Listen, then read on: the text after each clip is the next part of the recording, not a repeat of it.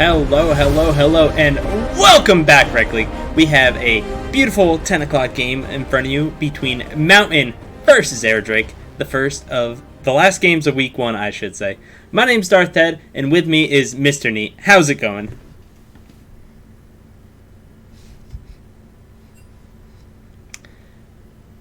Mr. Neat, are you around? I'm pretty sure he can hear me. Let me just double check on the audio 1 second.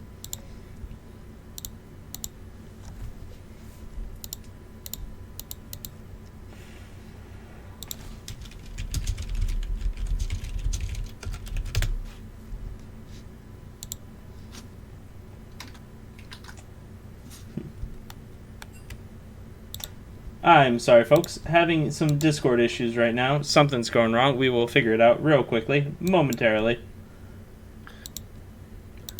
I can hear something. Yeah, there we go. How's it going? Yeah, that was a little awkward. Sorry about that, everybody. Everything works before you start streaming. Then as soon as you start, it just goes downhill. Murphy's Law, right? Of course. How are you doing, Mr. Nate? I'm doing fantastic. Happy to be on this side of the games for once. Yeah, happy to have you here. And you're not playing this season, correct? I'm a sub for Ocean. Okay, cool. And unfortunately, So Ocean, probably not playing much. Probably not playing much, yeah. Yeah, Ocean, they looked pretty strong in their second game. First game, not so much, but unfortunate for them. Mm-hmm. But let's talk about today's games. We have Airdrake versus Mountain, and we can pull up those player photos right now. On the blue side for game 1, we have VB Zobs, Dutch Clutch, Timberland, Knife Cat, and Cop. And on the red side for Airdrake, we have Colonel Paco, Dainty Taco, Hi I'm Hippie, Wild Tortuga, and the return of the Sonic MNA. How you feeling about these teams? They're two brand new teams put together. It's going to be interesting seeing people in position, people who we know of in different positions. So it's going to be interesting to see how they perform. Timberland on mid. I know I played with him on my team on mid, so it didn't go the best then. But that was a few seasons ago. So he's probably gotten a lot better though. Cop is in his position that he's really extremely comfortable with. So I don't know too much about Mountain's top or jungle, but I feel pretty confident about their bot lane. So we'll see how it goes. But Taco and Tortuga in their comfort pick positions too. So I think it'll be an interesting game. Yeah, and the thing about Airdrake is last season they had Shoemaker and Isically. I mean, every season they've had Shoemaker and Isically. Yeah, right. And I know it feels bad to hear this, but it's got to be said. They're two franchise players that have just gone missing for the season. And you have to wonder, how is Airdrake going to bounce back from that? Not having your main shot caller, your main coach, your drafter, they just lost so much mental power. It's going to be interesting to see what they do this season. Yeah, it is going to be really interesting. Isically was pretty big part of the team and that stuff, but it was feast or famine, the champs he played. So it'll be interesting to see if they play similar kind of champs or if it's going to be more rounded, less assassin-y type champs in mid lane with them this season. Yeah, it's going to be fun to see, and I'm very excited to see what they have to bring out. And also, we're getting some new players on the Rift. Never heard of Dutch Clutch or VB's Op, so excited to see what they have to bring. Yeah, it's always nice to see new players in the Rec League. So definitely. And it looks like everybody is in Champ Select, getting ready to go. So we're gonna send it off for our first game as soon as everybody is good. Insert Jeopardy music. I mean, it'll happen eventually. And there it is. Sick transition over. Let's go. And what do you want to see right off the rip? Ooh, it's hard because I don't know, I want to see. Well, yeah, like I guess like that was like kind of expected. Like with the new positions, the only person you could kind of count on like as a key figure is Paco Poppy. Like he's made that's a staple of the rec league at this point. Yeah, and he's played support for the past couple of seasons, but it's just his comfort champ, so good to get away. Yep. And we also see the Udyr ban and the Ashe ban coming out. Ashe is so strong right now, such in a good spot. Yeah, she really is. And I like the Udyr ban. Getting rid of Dutch Clutch is one of like comfort junglers. Plus, Udyr is one of those junglers that you don't really play against that often, so it's really annoying, and it's good ban. Oh yeah, like and just like it has like because Udyr has everything in the kit. It's just like it has speed, it has damage, it has like just so much stuff. A nice Caitlyn ban. Wow, Tortuga's performed pretty well on that before. Urgot's just like a solid ban as well. Like I did look at the match history a little bit, and he played a few games recently of Urgot, so yeah. And we have a Morgana pickup, which is a flex, but I'm assuming it's going to be put into the mid lane for Timberland. He was practicing that earlier today. And it's a nice safe mid. It just means that they're going to put their carries elsewhere, which might be expected, especially if mid's not necessarily like his most comfortable position. Yeah, and something else to mention about this matchup is that every player is ranging from Silver 1 to Plat 4. So there's a very nice balance between each lane here, which is something cool to see. You don't have those, high diamond players coming in and trying to steamroll. Like everybody on both of these teams can carry. So it's going to be kind of interesting to see where they put their power. You could make it for a very long night. Yes, Set's a really good team fight champion. Also in a great position right now. It's just it's so hard to deal with because you think you got him, and then he gets that massive shield. Yeah, I like the Senna pickup. Right now, Senna's a very strong AD carry, and she provides so much utility. Plus, you got the Morgana stun with the Senna root, and you can layer the CC very well. Yep, I agree. I do like Senna as the ADC, not as the support. Correct. Not as a support, especially with this comp. Yeah, I was so tired of that last season. But yeah, it's a pretty good build. Like they have a really strong skirmishing build over there with the Morgana, Gnar, and Senna. Lot of shields, a lot of tankiness. Yeah, and this was actually a pick I wasn't expecting. Coming up with the Aphelios, a champion we haven't seen since last season. He got nerfed into the ground.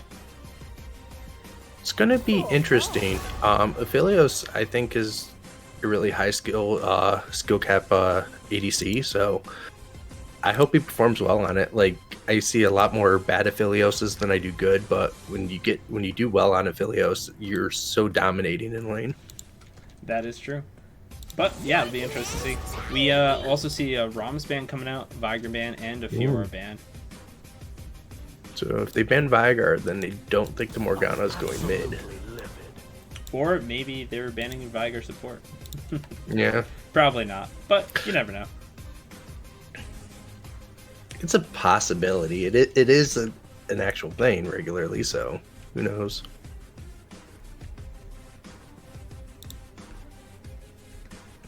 Yeah. But I'm curious if they're going to give their last pick to the mid lane. Okay, it is. I am Pibby going to get the counter. Picking up the Shen, so that is going to be a set jungle most likely. It could be a Shen jungle, so that could be flexed. Yeah, it could be. I think it is probably going to be top though. I do know Paco plays Shen, so and it's really good with an Aphelios. Yeah, that is true. Giving him the extra shield. We get a Nocturne pickup for Dutch Clutch, which honestly, I don't like that into the Shen just because once you hit 6, if you Nocturne ults onto a target, Shen can also ult that same target and provide that big shield. Assuming that the Shen actually has vision to ult and knows which person is on. So. Yeah, and that comes down to team communication. Like usually you pick the Shen with Nocturne to do funky stuff, Right. but I like the Nocturne pick just for the spiciness. But like you said, though, the Shen kind of counters that a little bit. But they did get the Galio, which kind of does a similar thing to the Shen. So That is we'll true. see how they play it. And it could be Galio support as well going into the Senna. Mm-hmm. We've seen that quite a bit when Senna got to, do the more support style where she didn't farm at all, and Galio could farm. But Yeah, we're and with probably the not going to shield, see that today. yeah, with the shields and heal though, like Galio, like support with Senna, like it works out really well. It's a really tanky skirmishing team. That's true. I mean, both teams are kind of very, very tanky, like you were saying, have a Mhm. lot of AoE on both sides. So we're going to get some massive Wombo combo team fights. It's going to come down to whoever can execute their comp a little bit better and whoever can set up these 3v4 fights with the Nocturne, Galio, and Shen coming in randomly. Yeah, like because they both have just a lot of AoE, so it's going to be really interesting with the like Orianna ulti and then like Rakan right after that. So it's going to be interesting. I think there's Yeah. going to be some just explosive team fights. Definitely. But I feel like this is going to be one of those games where as soon as a team starts to fall behind, they're going to continue to fall behind, and there's not really going to be a way back into it for them because both team comps Yeah. kind of do the same thing. And so for example, if Mountain falls behind and the Nocturne gets, shut down early, can't get any ults on 6 or 7, then he's kind of going to be useless throughout this game because the Shen's going to be able to protect the Aphelios of Rakan and Orianna, and they're just going to be able to pressure these lanes. But on the flip side, if the Gnar Nocturne get really, really big, or even the Morgana, like we've seen how big, how well a strong Morgana can do in these games, especially if she's farmed. But if they get if the Gnar gets big, like nobody can pressure him in the side lane, and then you have Shen losing a matchup, and Gnar can easily teleport into a fight as soon as Shen does. So, like both teams have very good ways of winning this game. It's really just about who can get ahead early. Yeah, I agree. And yeah, it's just like trying to force like some stuff. If you can make Shen pop his ulti and TP and then not get anything for it, like you come out ahead, like regardless if you get a kill or not.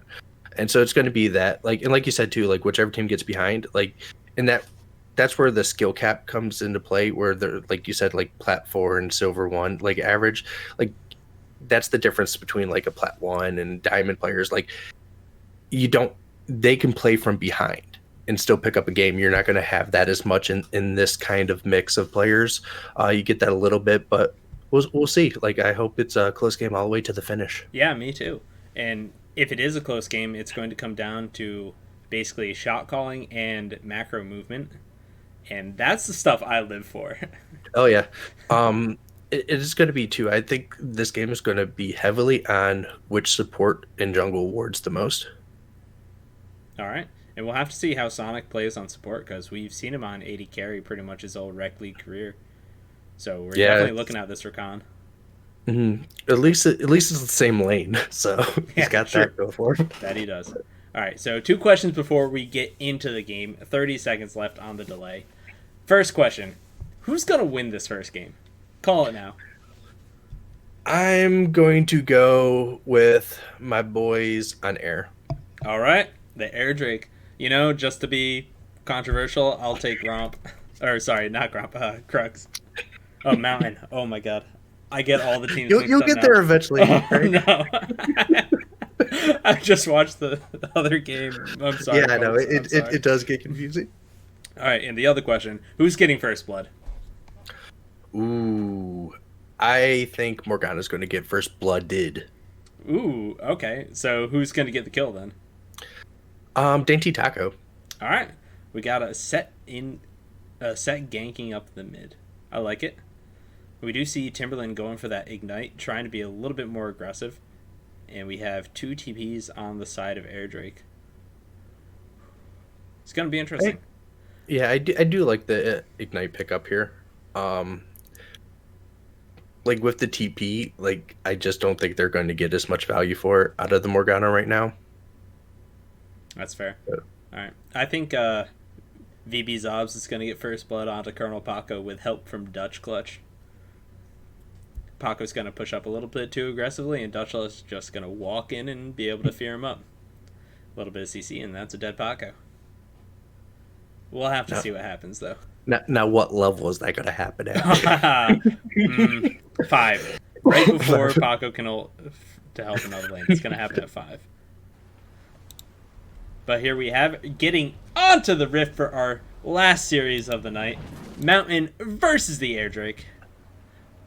Let's go. I'm just so happy to be back. Rec League season. Oh, I know. It's been so long. It is exciting. That is sure. All right. Finally, we're up. Timer is running, and we're doing it. You think we're going to see any spicy invades coming out? I don't think so. They don't really have the comps to do a nice invade, in my opinion. Like, maybe something happens off of a Morgana snare. That's Senna. Oh my god, that's beautiful. Riding out on a horse. I didn't get to see it. I'll have to watch it if they do it again next time. Her gun turns into the horse?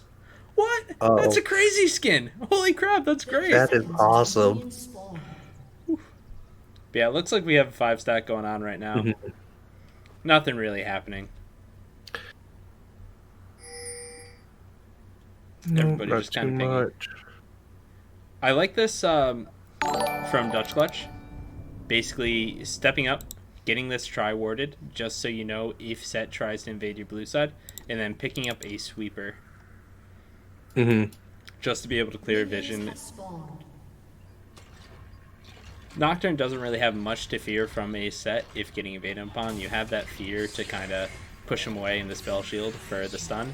So it's really more about just if he can cheese an early gank with that sweeper and get a kill, then he's going to be very, very happy as a Nocturne. Yeah, if Nocturne gets ahead before, is able to get a gank before 6, like that, Nocturne is the happiest jungler alive. For sure. Both junglers starting on their bot side. Bot laners helping him respectively. Just a pretty tame lane going on. Not a lot of trading going on.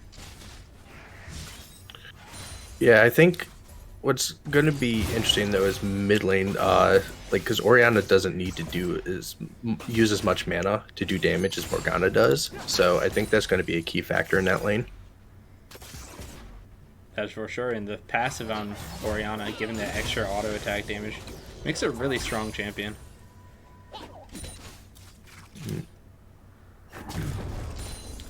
Both junglers kind of going over to their top side jungles right now. Dainty Taco going straight for the red, while a little bit of a pit stop to the wolves for Dutch Clutch. They're relatively... Oh, my game just froze a little bit. Yeah. The pathing is relatively similar, and they're both kind of even. Dainty Taco a little bit of a lead. Some trading in the top lane, though. Huge mini wave onto Colonel Paco. Big trade there from V-Zobs. Okay, Set's looking for the potential gank here, so see if something happens. Big fight in the bot lane. Flash blown by Cop. Yeah, we have Set coming here we up. go, top lane, here we go. Ward not spotting out Dainty Taco. Taunt lanes. Dainty Taco there with the red buff slow. Gives first blood over to Colonel Paco. What a gank. That was pretty good, and since Nocturne was taking Gromp, he wasn't able to be there for the reverse gank. Yeah, Nocturne actually going in onto Dainty Taco now. Gnar coming in with a teleport. Double buff's gonna go over to VB Zobs, and that's just a little bit greedy. Higham Hippie going on it with Timberland. Gets rooted up, but Dutch Clutch is right here. Ignite going down. Hippie flashing away, but can be followed up from Timberland. One more auto attack, and he gets the kill. Timberland 1-0 on this Morgana. Alright, so I was wrong, and you were right. No, I said that Paco was gonna die. I didn't say he was gonna get the kill. Oh, gotcha. But you were right that Dainty Taco went in for the gank for first blood. So we're kind of both half right. Yeah, I'll take it. Yeah. Close enough for government work. Tell me about Oh, it. here we go. Ooh, is Dutch gonna get caught out? No, okay. So it's just a little poke there. But does look like Air's gonna secure the scuttle there, which gives him a little bit of vision. It was really good timing from the bot lane. While Tortuga and Sonic have this big wave shoving up, and could kind of step out to help their jungler. Nice poke coming out of Naifu onto Wild Tortuga. But honestly, if you're Tortuga and Sonic, you're really happy with how this lane's gone so far. Yeah, like they're even in CS, so it's pretty fun for them. Because I actually think Aphelios scales a lot better than Senna will. Yeah, I mean, both camps have insane scaling. At least to mid game, like Senna kind of infinite scale, so we'll see. But a small little counter from Senna is she lines up the Q onto Rakan as Rakan's jumping back to give the heal to Tortuga, and it just negates it. It's kind of funny. We see pings come down onto Morgana, getting spotted out on a ward. Orianna's here, though. Going to be a little bit of a poke right now. Good trade right there. And we have some relative quietness on the map. Nice traded bot lane, though. Oh, Tortuga goes down from Cop. And Sonic's out of mana here, so Sonic can't do much of anything. But it looks like he gets out. Here comes Dainty. Yeah, Sonic doesn't have any mana for the re-engage, but Cop currently doesn't have flash for that early on. But looks like he's just going to be able to get out. Yeah, Tortuga not respecting the Galio damage right there. Has the heal up. Could have flashed out as well. So, yeah, Galio's base damage is really insane, especially if you get hit by everything, so you have to respect the Galio. Yeah, 1.5 gold lead for 1.5k gold lead for the side of Mountain right now. It's early game going very well for him. Big CS lead in the jungle and in the top lane. Everywhere else is pretty much even.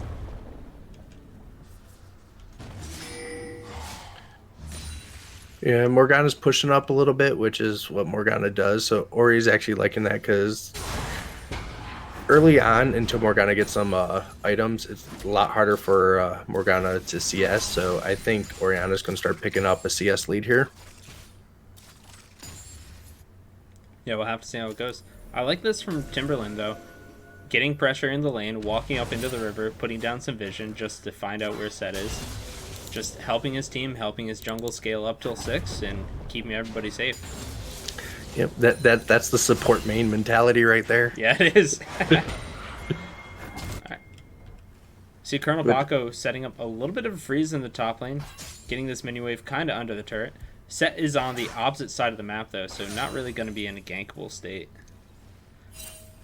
But we see a lot of pressure from Mountain down to this early air Drake. Yeah, so it looks like, yeah, Dragon's going to go over to air here. Or, not air, Mountain. Air Drake to Mountain. And it's always good when you get to is Sonic caught out? Hey, he can jump over the wall. Timberland trying to predict it. But we have Nocturne going in onto Wild Tortuga under the turret. Gets feared up. Doesn't have enough. And here's Sonic late was Shen able to ulti. Yeah.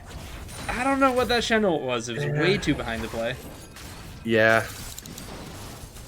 And that's the Shen ult you were talking about, where you go in and don't get anything off of it. And now you have this, big mini wave going into the tower that Shen's going to miss. And VB's Oz is just going to be able to get 1 or 2 plates off it. Yeah, where Shen was ahead because of that one gank, but then Gnar got that kill again because of the greed for the scuttle, and that now he just is up in farm, so the lane's back to Gnar fully now.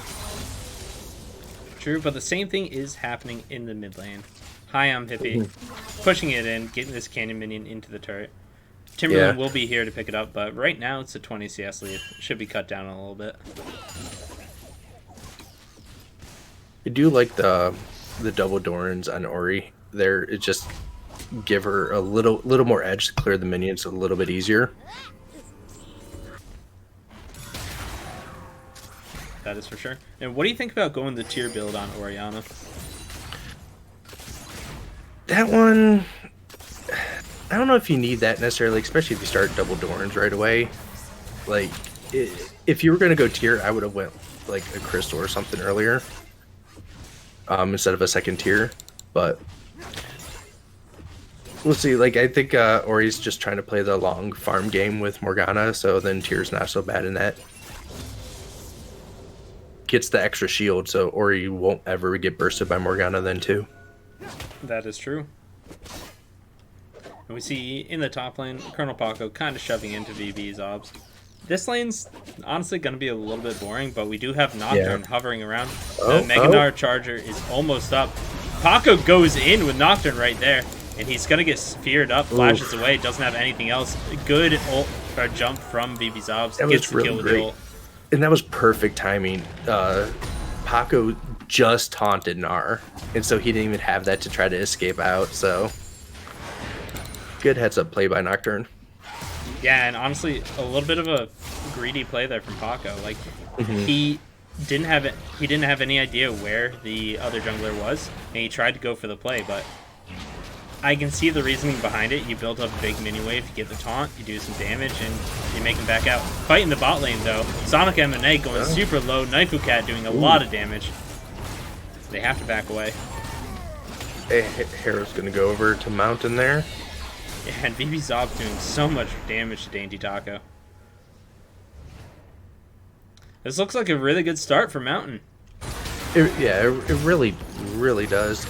So they got both big objectives early, so we'll see where they place Herald, but Shen's ult's probably going to come back here and is here soon. Actually, I think it's up right now, so. Yeah, honestly, I wouldn't have minded letting VB Zobs take that Rift Herald and then doing a 4-man gank bot lane to draw the Shen down and just letting him pop it to take that first turret. Yeah, exactly. That's where my thought was going, but my mouth and brain couldn't fully process. So. But it looks like the Nocturne has it, so wherever he wants to gank, he can be able to pick it up. And Timberlane going in with the ultimate onto HIAM Hippie. Ignite is going down. He's going to get stunned up, but the Orianna pulls him back, and that is a pretty good trade. Overall, good flash away from Hippie. Timberlane almost nailing that flash Q. Yeah. In the bot lane, though, Nocturne going in. Sorry about that. Galio ult coming down. Dutch Clutch picking up Sonic M&A without any summoners. Nocturne's really utilizing that ult really well this game, so I'm really happy to see that. Bring some nice spicy plays. Yeah, and but there has. Sorry, you go. I was gonna say there hasn't been as much of that like Shen countering that you were talking about yet, so hopefully they could be a little heads up on that and try to make that happen a little bit to counter some of those Nocturne ganks. Yeah, the unfortunate part is Paco wasted he wasted his first ultimate, didn't get anything out of it, and now this Gnar is just mega ahead, and we see the fighting going on. I mean, Shen can't really do anything to Gnar right now. No. In the bot lane, a lot of fighting going down. Sonic going super low, almost able to get out, but Knifeu Cat with a snipe on the ultimate. Good buffer on the jump there by VB Zobs. And I mean, this game's just snowballing out of control. Mountain taking the Air Drake and now looking to take the Mountain Drake for themselves. 5k gold lead right now. Snowballing this game out of control. I think the only way that Air's going to get back into it is if they have a good team fight with a really strong Orialt to try to blow up a couple people right away. Other than that, like it's getting kind of rough because like they're just so ahead in gold right now. It's exactly a 5k gold lead, which is a pretty big deficit at 13 minutes. We see a gank coming on to VB Zob, so he jumps back in onto Paco, but that's not the way to go. Orianna gonna be looking to pick up this kill, and that is a big shutdown over to HIAM Hippie.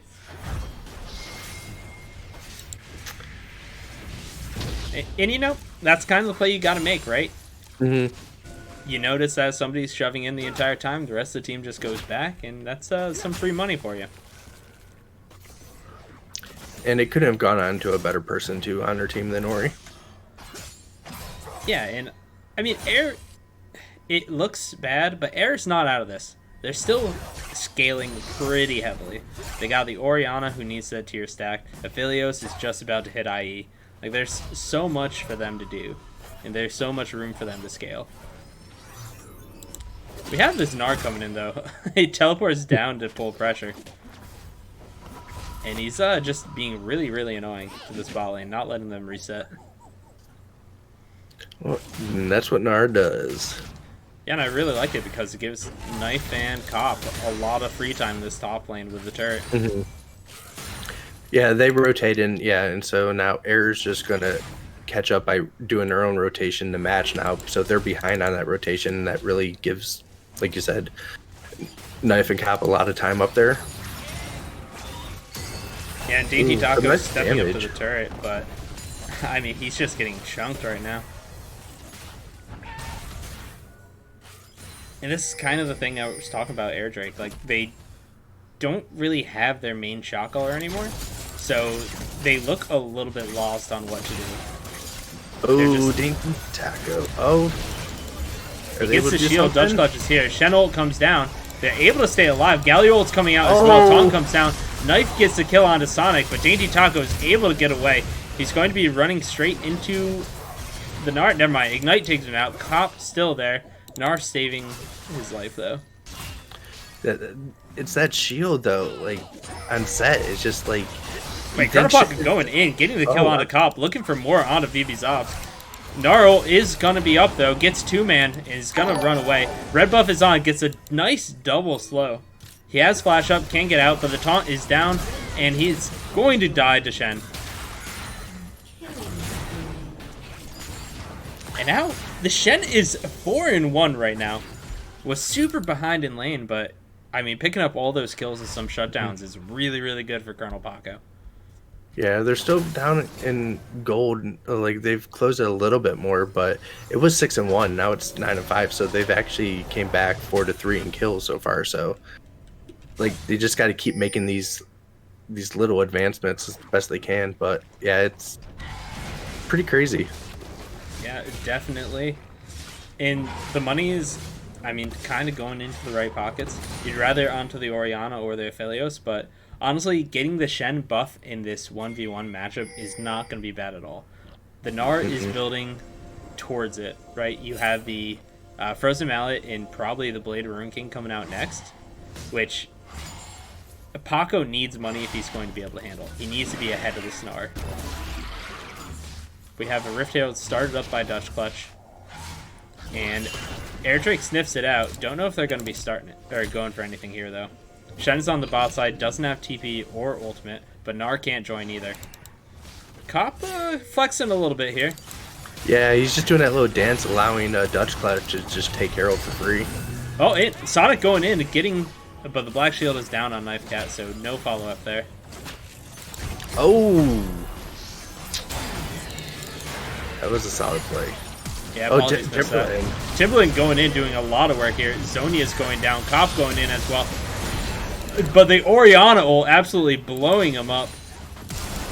And now we have Shen in the mix, 1v3 right now. Galio going to come down, rooted up, stunned up. Gnar coming in as well. Fear going down onto Paco, going up. Galio Q, not enough damage, just barely surviving right there. A little bit aggressive from Paco. Yeah, that was it was definitely really aggressive. So, like, Mountain's coming up in this, but, like, that was a Fiesta. That could have gone any way. Like, I commend Timberland. That was a really good play, but just Ori was just able to burst him there. Yeah, and he landed a couple of really, really good Qs. One onto Sonic and one onto Dainty Taco. But unfortunately, everybody kind of lived with about 200 health. Dainty Taco going in, looking to fight this. Cop super low from the last fight. Nobody reset. Dainty Taco getting his shield with a little bit of damage. And Knifeu Cat on this backside is just being super aggressive right here. Fear coming down onto Sonic. Nice Shen ult, giving him a little bit of shield, but the poke from the side of Mountain is just pushing Air back. And this Senna is doing so much work right here. Oh my god, Morgana bind down to Paco. Paco's going to be not long for this world. Dainty Taco follows. Now Sonic is going to have to run for his life. Another root come down onto the Orianna. That's the Fed member. Ooh. Nocturne Under Tower gets knocked up, though. Doesn't trade the kill. And that's the jungler down. Nice. Ooh, Morgana Q barely missing. We got a 4-man stack versus 1 in this mid lane. Yeah, at that point, as Air, you can't just dance around that. You have to make a decision. They were just dancing, letting themselves get poked down until it was just an easy team fight then for Mountain. Yeah, and the amount of work Knife did on the outskirts of that fight was insane. The range still isn't too big yet, sitting at 58 stacks, but he was just able to walk back and forth and poke the people out of this bush. It just did so much damage to them. Yeah. Like, I thought it was going to go in Air's favor because Mountain didn't go back to reset, but then it's just, they took so much free damage that it didn't matter at that point. Yeah, and we just don't, like, the engage from Air Drake has to be Dainty Taco or Sonic, right? Sonic was poked down to about half health, so going in kind of feels bad. So it has to be Dainty Taco finding that set ultimate onto a carry. But Mountain were just so split up, it was kind of impossible for him. And Mountain just played it very, very beautifully. Mm-hmm. Yeah, like, Naifu and them, he was just, like, poking, like, right underneath the wall and just kept coming out and, like, using the wall as a guard. Like, so he was just safe, just getting that free damage. But, Timberland had some really nice snares in that fight, too. Yes, he did. And, honestly, the Black Shield is doing a lot of work for Timberland. And the rest of the team now. Yeah, a little bit of a lull right now. Push coming in top lane and mid lane. Ooh. Oh, something's happening top here. Yeah, taunt coming down. Dainty Taco gonna be going in. Misses the pullback though, and VB Zobs is able to jump away. Nar's just like, I'm Nar, no. Woo. That Orianna poke onto Timberland, take him down to half health with an EQ. That is big damages right there. And I think that's the difference that they have to really play to get back into this game. Timberland provides a lot of utility to the team, but Ori is just some utility and then just a lot more damage, just champ-wise. And this was a really smart map play. So they have this big wave pushing in bot and top on the side of Mountain. And then when Orianna goes to respond to the one bot, they just summon the Rift Herald, able to take out 3 turret.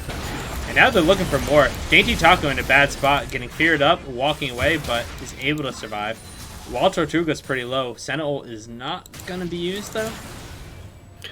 I like that there. They used the Rift Herald as a bait to get a lot of damage onto Dainty Taco there. Yeah, it was a really well played, and they're still not done. Looking for this turret. Hippie though, able to clear the wave pretty well. Orianna does so much work in mini waves. Yeah. Doing some work to that Nocturne, too. Woo. Yeah, we see Dainty Taco coming up through the jungle. Got that sweeper down, looking for something. He's going to be able to find Dutch Clutch, but I'm not sure that's the fight you want. Might just try to smite this away. Ooh. Oh my god. Take down mid lane there. Oh. Yeah, good Orianna damage, but that's not what you want to see. Paco now in trouble too, getting feared up, flashing away. And this is just going to be the mid lane turret most likely. Although Orianna is still doing so much work. Timberland looking for a Q over the wall, missing it barely. Yeah, they keep getting ahead there, but as long as Orianna's there, they can't make too much leeway. She gets to clear the waves just super easily. Yeah, and what Mountain really should do is have VB Zobs in the bot lane just to pull pressure away from the Baron, set up vision in the topside jungle, and then as soon as you get a pick, or you can even just fake the Baron and force them to come into you, force them to check it so you can get these easy pick-offs with Timberland's Q. Mm-hmm. But for now, they're pretty happy with their 8k gold lead. It's not too shabby. Yeah. They could do better. Yeah. Honestly, they're in a really good spot. Ocean Soul about to spawn in about a minute, I want to say. They have vision set up. They're resetting. They have a pretty big Senna, pretty big Morgana. Nar's still looking for that split push game. We have Shen trying to step up for the 1v1, but I don't know if you want this. Frozen Mallet's going to be doing a lot of work. Yeah, he gets stunned up. BB Zobs has the ultimate against the wall. The Q actually doesn't land. He wastes the jump too. Shen might be able to taunt out of this, but the W stun comes up once again. Q, another follow-up. One more auto attack. Never mind. One more Q will do it. Wow, Gnar went to regular form just in time too to finish that kill off. And if you're Colonel Pocket, you know he's stronger than you right now. You can't step up that far. And now your team's not in no shape to fight for this Ocean Drake because they don't have that big Shen shield. And this is going to be Ocean Soul going over to Mountain. And it's just a costly mistake. Vibzobs, or we'll say Gnar. Gnar's been really good at hitting his ulti onto Shen into the wall every single time. Yeah, a little bit of damage from Wild Tortuga there onto Gnar. That's nice to see. Tortuga's still only sitting on that IE though, which at this point in the game you really want to have at least the Zeal on top of that. It's just been being put behind ever since like minute 5. Yeah, he has one. Oh, yeah, knife's up 2 items on him. Like, that's a huge difference. Yeah, and Mountain actually started this Baron before fully sweeping the pit, so Air know it's going on. But they kind of just want to bait this. Shenol is going to be able to come in handy, but you kind of need him here for the start of the fight. Good roots come down. Sonic is going in. Shenol's down onto Sonic, but it's not the member you want. Sentinel across the team. Good Orianna ult on the back. Naifu Cat is still untouched on the backside, though. Dainty Taco's going to be going down. Carl Paco's dead. Hippie is the last one alive for Air Drake. He's going to be going down as well. One more auto attack. And that is a big shutdown. Double kill for Cop. And that's going to be the Baron for Mountain. Well, that was the Fiesta. Yeah, I just want to say Air Drake kind of looked a little sloppy there, not selecting the targets, right? Hippie has this big Orianna Shockwave. You have a set that can jump literally into the middle of the team with somebody.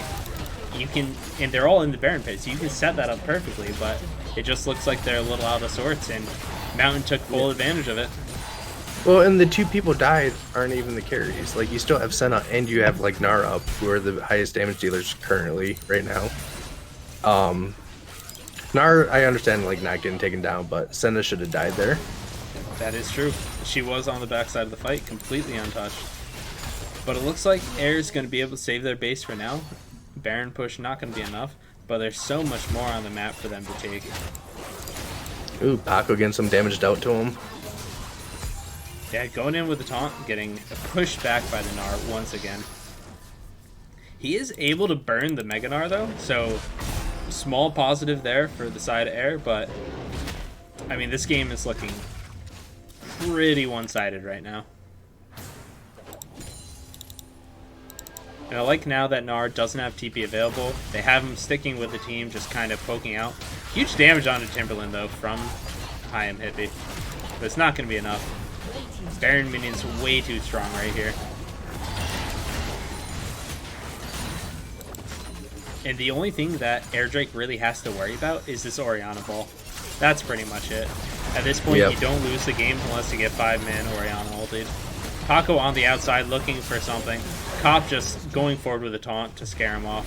And Nocturne going in into 5 though. Getting on, but Galliolt's going to be coming down. Just scares the entire Air Drake team away from this inhibitor. And Dutch Clutch able to get out with his life. Not even touched right now. And now the fight for the Nexus is happening. Good Q from Timberland onto Rakan. He's going to be able to jump away, but this Galio taunt's coming down. And they're just shoving it back. Colonel Paco ulting onto the Rakan once again instead of the carries. And it looks like these towers are going to die. Shutdown onto Cop though, but that is only the support. Vivizov shoving people back into the base. And it looks like Mountain's going to be able to take this game. Naifu Cat attacking the Nexus. Never mind. Vivizov says, oh, the ult's coming out. Big shutdown onto the Gnar. The Nocturne's dead as well, and they're able to actually save this game. Game's not over, boys! Woo! Good save there from Airdrake. Hayam Hippie doing so much work on this Orianna. But the minions... the cannon! No, they turned away. Oh no, Senna is back though. Knife doing what he can, getting the kill onto Set. Knife now having a good mindset of just going back in there. Oh, look at that damage. Knowing who to focus to. Almost gets the kill. Timberland going in, has his Zonius, isn't able to proc it though. Oh my god, the Nexus living with 200 health. And Senna's still around. Yeah, like, if you're Senna, like, you gotta be like, I just want to go, like, flash in and, like, attack twice. Yeah, really wanted to go for that, but unfortunately, kind of cost Timberland his life and his summoner spells. Yeah, but they did get another kill out of that, though, too, so...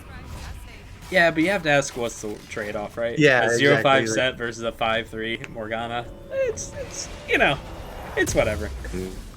Come back full force and it's like, okay, the base is ours. It's just minor nitpicking at this point because Mountain kind of have this in the bag. Elder Drake spawning in about a minute. The Senna is 9-0-8. Naifu Cat just playing insanely well. Yeah, 11k gold lead, you could almost say you get to do what you want at that point. Naifu Cat was like, alright, well, I'm only going to die to this Orianna, so let me build a Spirit Visage to boost my MR and my healing. I like it. It's a flex. I like it a lot. It's a flex for sure. That's so funny. So, Airdrake know the dragon's up in about 30 seconds. VB Zobs is on the top side. They can try to get a pick right here, but the rest of the team is trying to get vision. And now Dainty Taco is going low, not going to get killed. Shen will come down onto him, but that could be stopped by Nart. Never mind. It's going to be followed up, and honestly, that's bad. Yeah, Now Nart's just in the base. Oh, never mind. TP's coming out. And Nocturne will come down looking for Dainty Taco, but can't find it. Ooh, wow. One Ori ball like took Timberland down to half health. Yeah, but now Orianna... Oh, good flash away from the taunt. Sonic in a bad spot is able to get away, though. And now these super minions pushing into the base. Honestly, Mountain might just lose to minions right here. If they just walk up mid, they win. And Ori's ult was burned there, too. So... Ori does not have ult this is just game. Dutch Clutch just walking forward, auto-attacking the Nexus. While Tortuga left the game, and that is it, folks. Minions doing the Lord's work right there.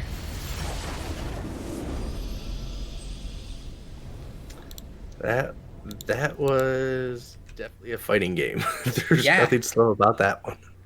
Not at all. And I don't know, Airdrake had a good early gank from Dainty Taco, and that was kind of the only thing that looked promising towards their game plan.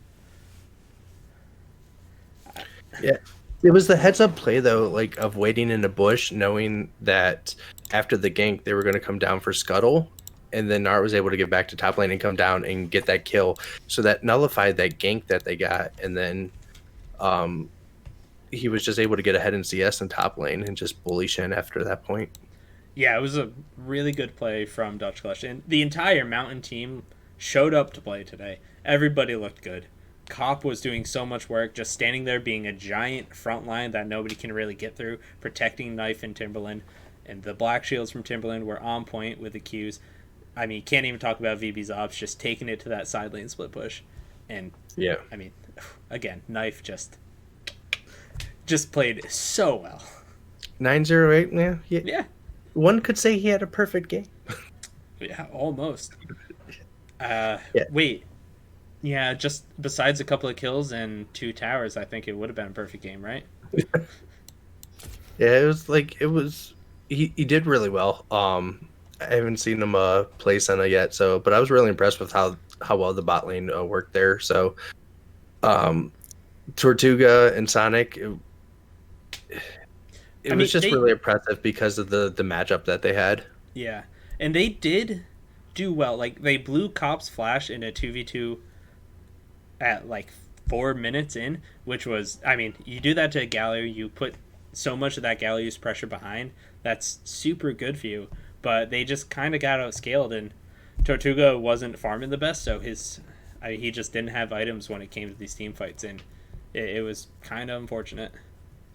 But yeah, I mean, first week, you just got to shrug off the rust and go into it for the next one. So we're going to send it into a quick little break and then come back with game 2 between Mountain versus Airdrake. See you soon.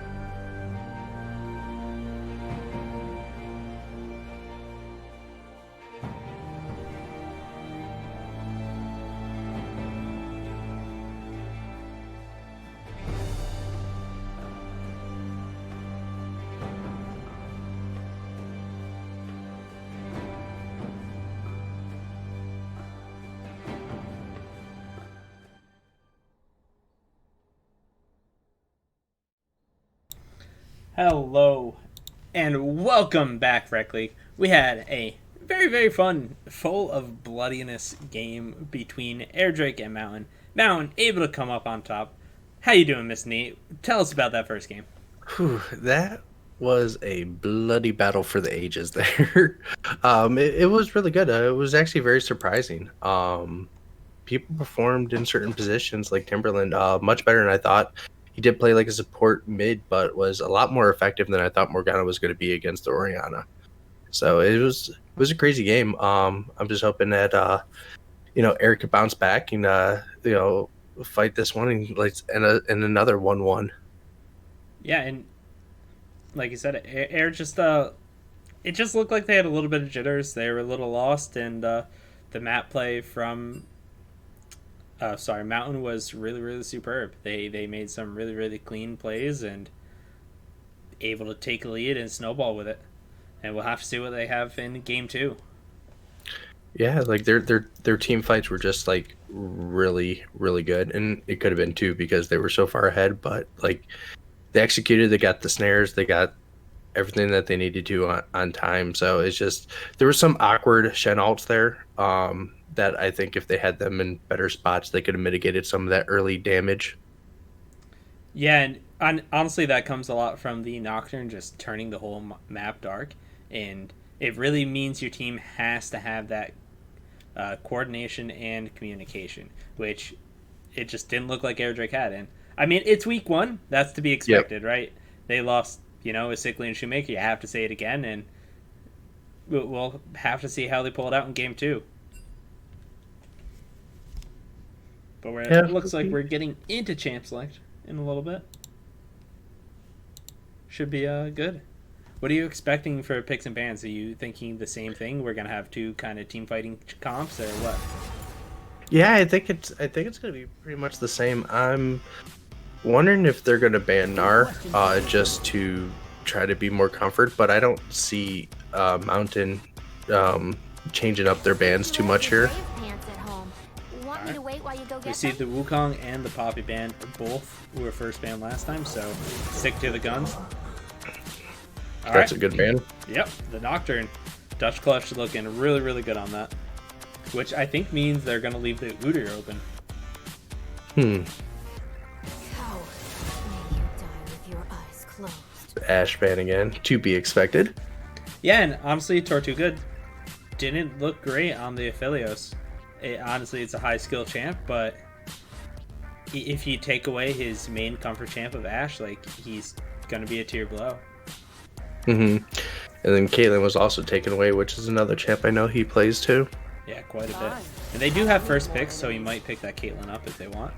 But the Senna ban coming out, not giving Knife that champ again.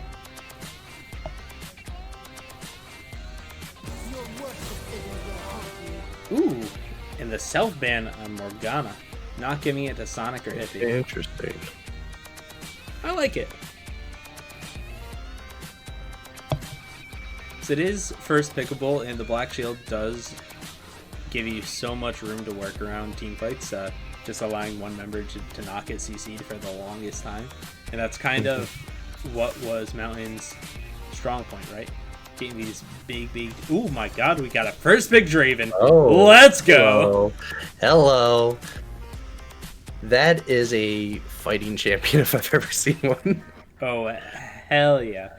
And honestly, you lose game 1, you're looking a little bit shaky. Tortuga's like, I'm just going to go back to my comfort.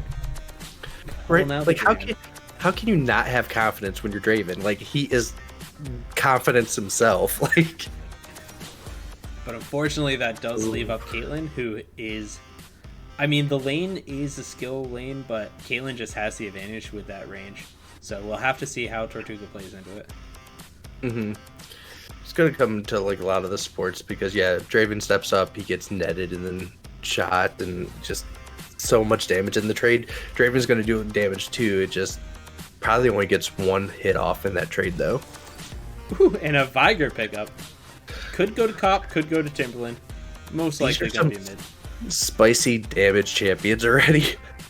Oh, yeah. It's going to be a fun one. And the Leona, okay. I was going to ask for it. but I didn't want to like be too presumptuous. Yeah. Good lane matchup for Tortuga. Good partner there. I mean, I do like playing Caitlyn into Leona just because your range does sit outside of her Zenith Blade and you can net it really easily if you're paying attention. But just having the lockdown from Draven Leona is so strong. And if you have and then when Morgana's banned already too. Yes. Yeah, So. exactly. Pay no attention to the cheers or the follows or the bits. They just, they're from 2 hours earlier. Unfortunately. So thank you anyway, Pick Popper. We have a set pickup. All right. Dutch Clutch most likely playing that in the jungle, showing Dainty Taco how it's done. And we didn't talk about Dainty Taco going back to a comfort bit of the Zac. And this is like the Air Drake team we used to see in Season 4, Season 5. I just noticed Delta Centaria is playing for VB. Oh yeah, VB Zobs, he got subbed in instead. That is true. He was listed as their sub, and they chose to use him for the second game. I like it. Mm-hmm. That's nice. I hope a lot of teams actually do that this season, get more of the subs mixed in and play a little bit more. Yeah, me too. Okay, we get the Uter ban. I like it. It's fine. I mean, the set's most likely already going jungle, but it's whatever. But Set is one of those champs that can be flexed to top lane really easily, so... That is true. And the Orianna ban coming out against Hippie. And honestly, if there was one saving grace for Air last game, it was Hippie's Orianna.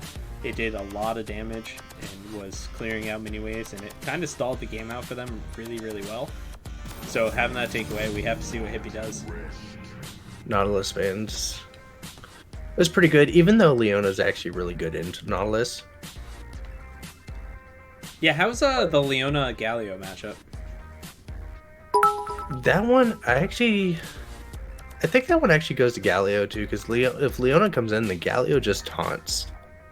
Yeah, and it can cause a big rift between the Draven and the Leona. The K can get away. So, could be a good pick. We get the Hecarim coming for Dutch Clutch. So that is a set top. Alright. They knew what they were talking about.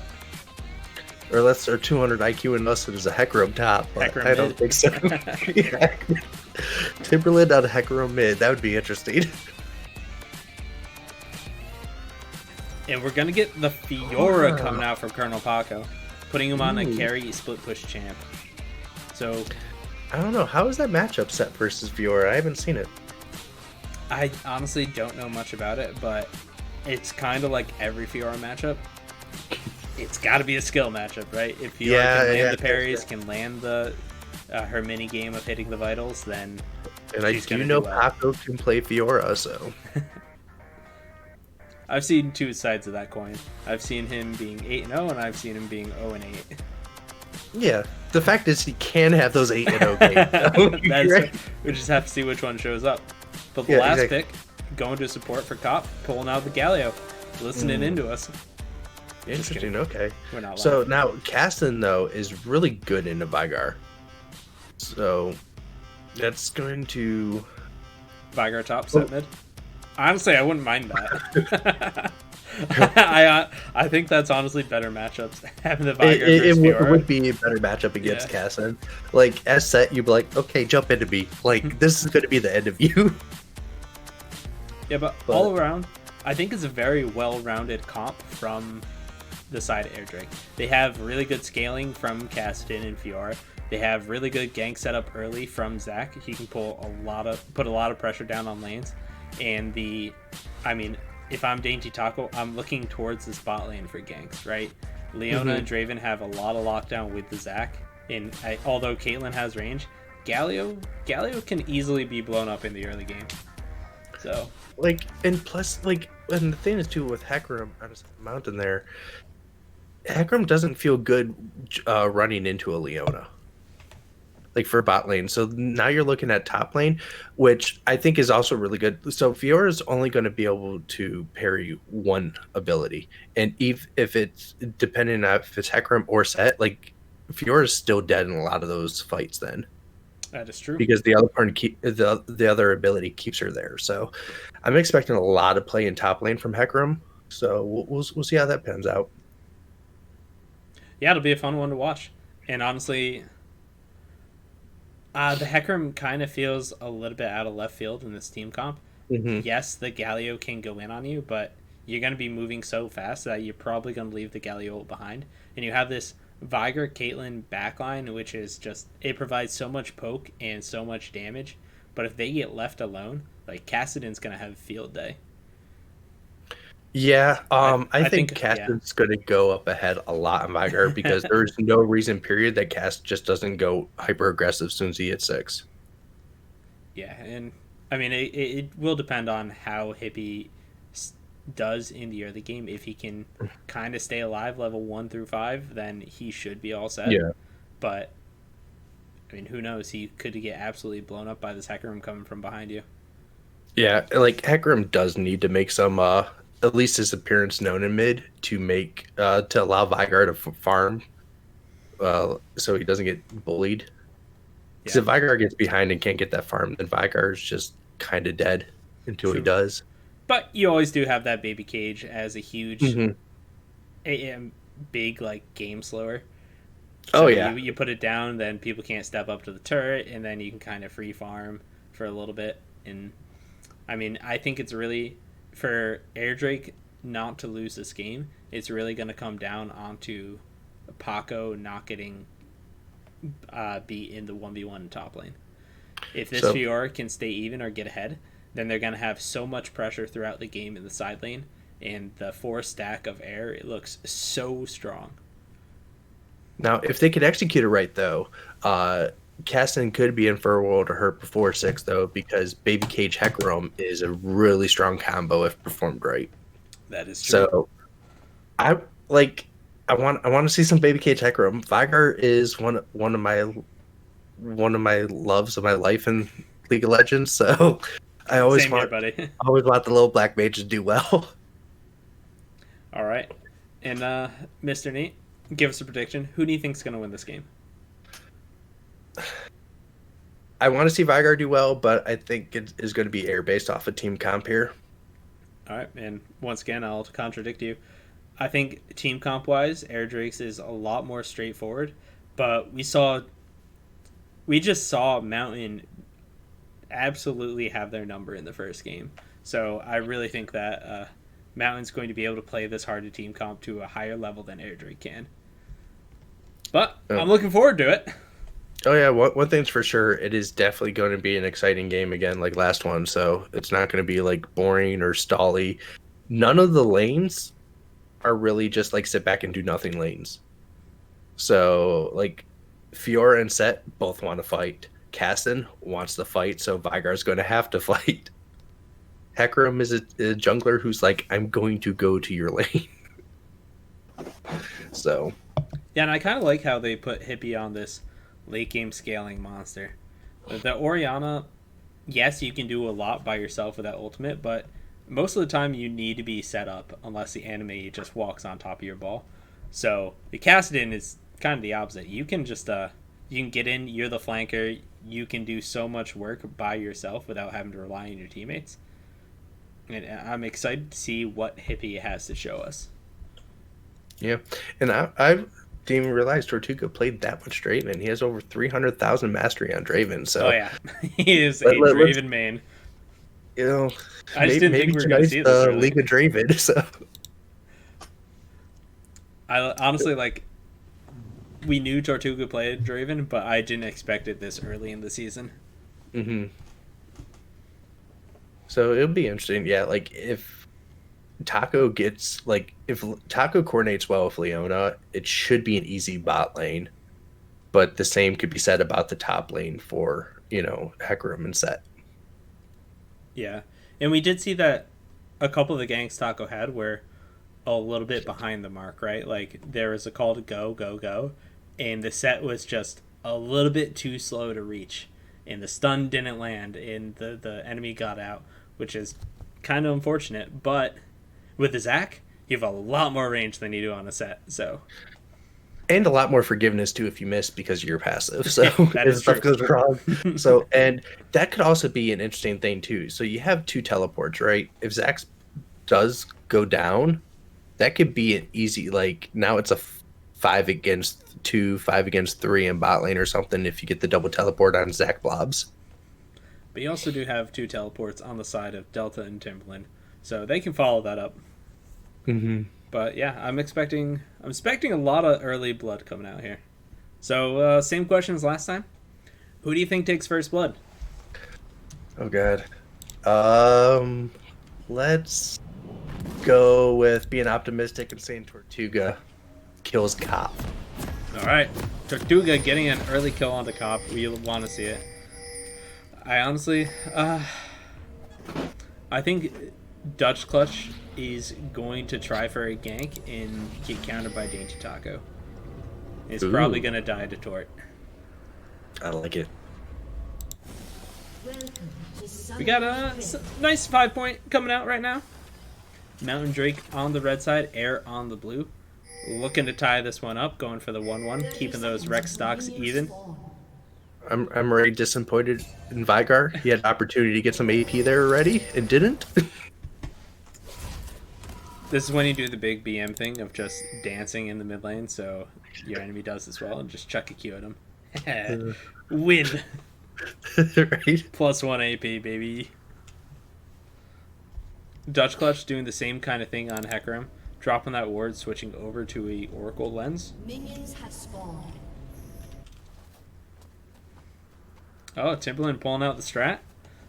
He's not going to be BM though. Doesn't look like he's close enough to throw that Q. Yeah. Now, ooh. If he's baiting it. Close. He's baiting it, man. Look at him. He wants to dodge it. But honestly, I think this is my favorite Vigar skin. It's a 4-leaf clover. It's great. It is pretty good. I do like the final boss because I just like the sound effects of it. True. It's a good one. Both junglers once again starting on their bot side. Dutch Clutch on the blue. Dainty Taco on the red. We'll have to see where they go after this. I'm assuming we're going to see some ganks in the top lane from their pathing last game. Colonel Paku going on to Delta, looking for this early skirmishing. Has that vital on the opposite side. Yeah, Taco's getting the Krugs on first clear here, so like he's going to be slow to the top lane if there's a gank. That is true. I think that's kind of what Zac wants. Before you gank, you want to hit level 4 on your E, so or level 2 on your E. So you just have that extra range. Getting bullied a little bit there. Yeah, good trade back though. Yeah. Only has 1 CS, and this is going to be a really big wave under the turret. Yeah, just hopefully he can clear it properly. Yeah, it looks like he should be fine. This one melee minion's going to give him a little trouble. Never mind. Oh, yeah, there it is. Watch the CS. But I like this from Delta.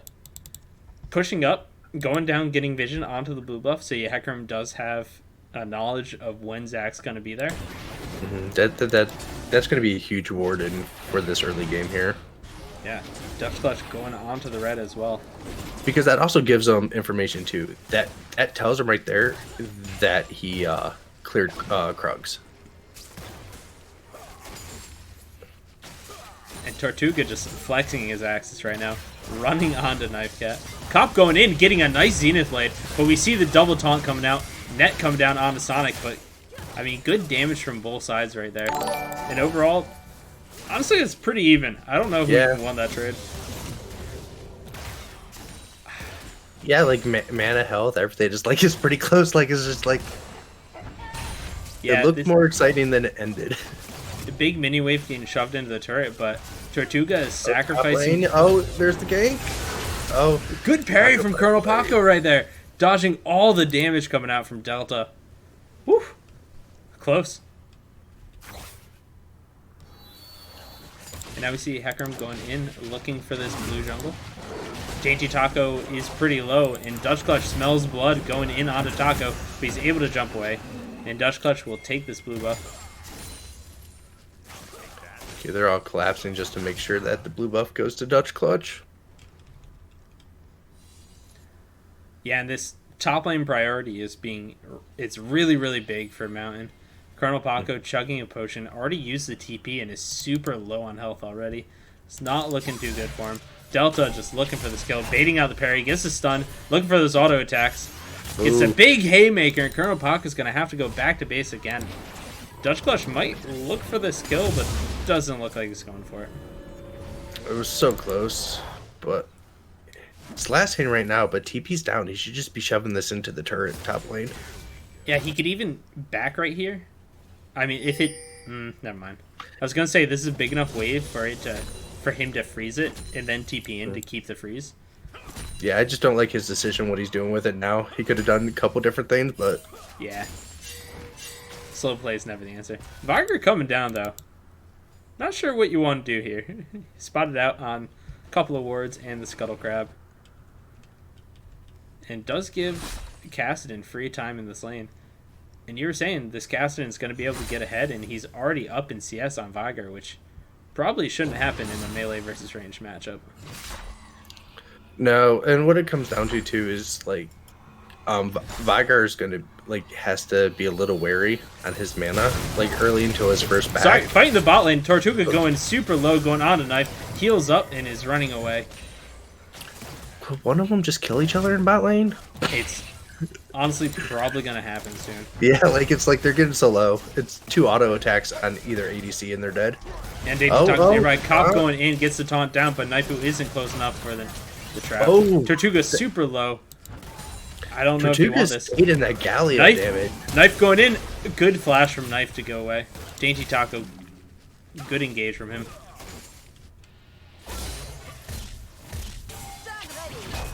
More fighting in the top lane. Delta going in onto Colonel Paco, ulting him back. He has enough for the haymaker. Goes down and first blood to Delta Centaurius. This is not looking good for Paco here. Yeah, no, Delta just playing this lane very, very well. And you can see it's kind of a mind game between the Fiora and the Set.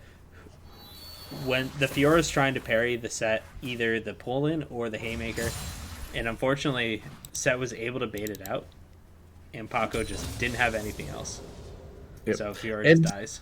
Set also went with the early Vamp Scepter too, so it's just has so much sustain against the Fiora in lane. So even if they do trade evenly, Set's just going to come out ahead because of that right now. Yeah, and Delta's story is 7 versus Paco's 5. Looking to get more fighting done before Paco hits that 6.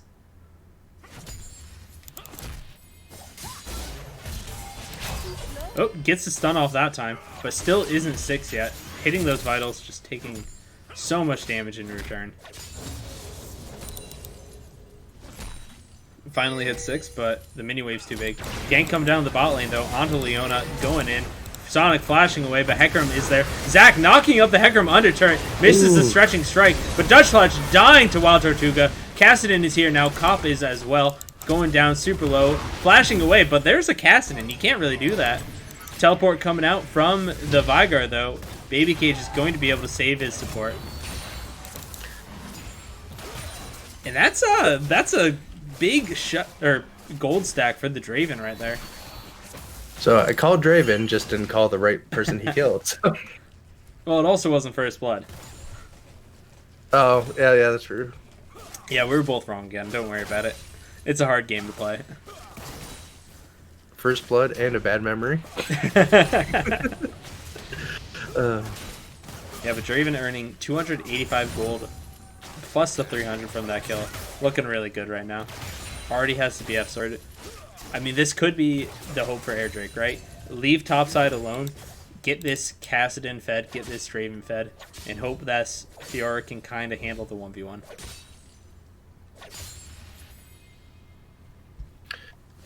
Well, Set is down a little bit health here, but Fiora's getting kind of low in mana.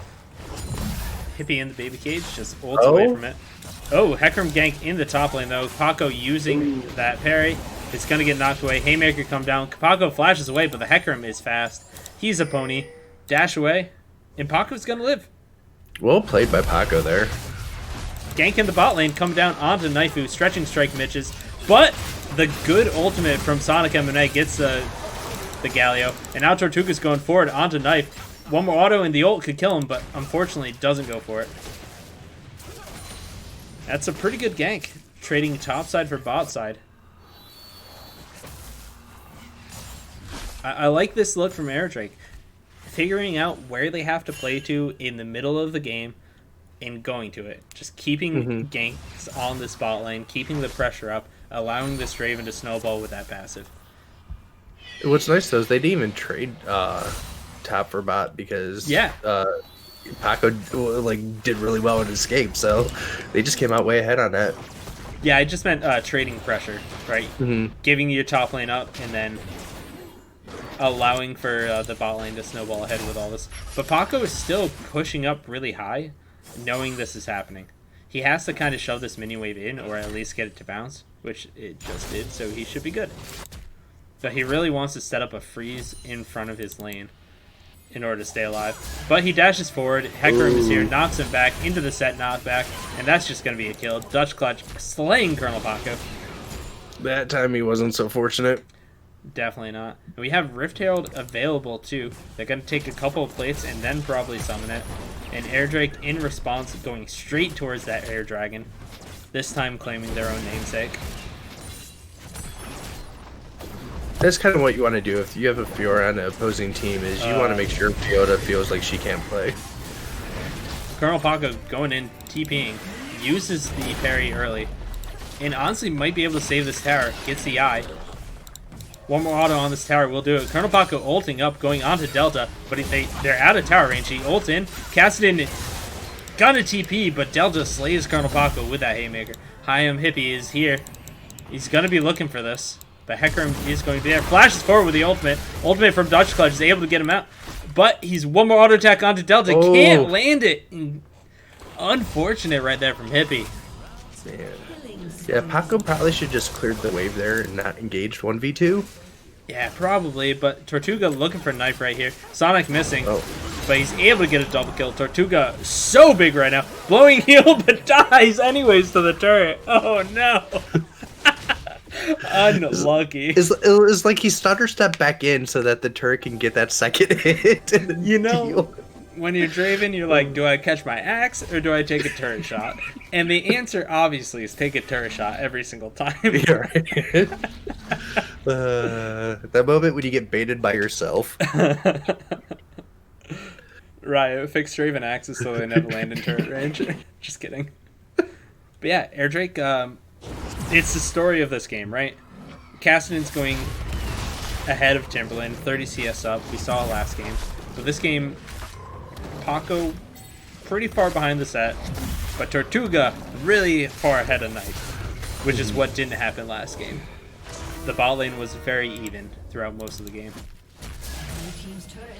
Yep. The problem is, if Set gets too far ahead of Fiora, though, in those team fights, Set should be able to ult somebody onto the Draven and just kill Draven almost instantly. Yeah, that is true, but once your Draven's really far ahead, you kind of use him more as a poke champ. Build that RFC, throw one axe, and just kind of sit back and let the Fiora kind of get the split push. If Set is there for the 5v4, then as Airdrake, you're winning. You want the Fiora to be able to split push, be able to farm up, be able to get strong. Yep. But unfortunately, that's not the case right now. Set going behind Colonel Paco. Parry is available, but misses it once again. Colonel Paco going low and dies to the Haymaker once again. Delta playing this champ so well. It feels so bad because like the dash range is just too short to get out of that Haymaker. Yeah, and I mean right now, Airdrake kind of have to... this Draven's really far ahead. But they haven't taken that turret yet. Kate wave clear and Viger wave clear is so strong. They have one dragon to their name, but it's not enough. Delta's going to be able to take this turret and he's going to be able to roam around the map without having anywhere the Fiora touching this turret. Yeah, that gives them, like, yeah, not even a single plate has been taken on the Mountains turret there, so that's very unfortunate, but yeah, to get down 2 towers in the top lane before even 14 minutes is done was pretty good part on their play. Oh yeah. And now we get Pretty a good play three-man on gank their coming part. in. Viger setting the baby cage, making Cassidy blow Zar. Set coming in with the ultimate from Dutch Clutch, and that is a really big kill. On the bot side though, Tortuga slaying Knife Cat once again. Cop going down as well. Double kill for Tortuga. And this Draven is really big, but he's the only one that has money. Whereas Delta and Dutch are super strong, both who can instantly blow up the Draven.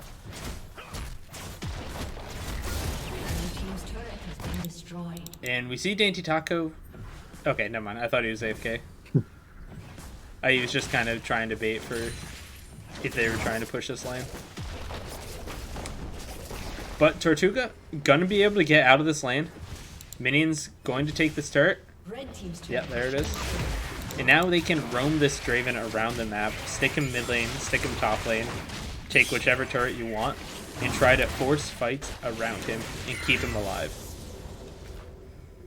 Which they do got a good team comp for that with Leona and Zac. They should be able to keep people in front of them for a while.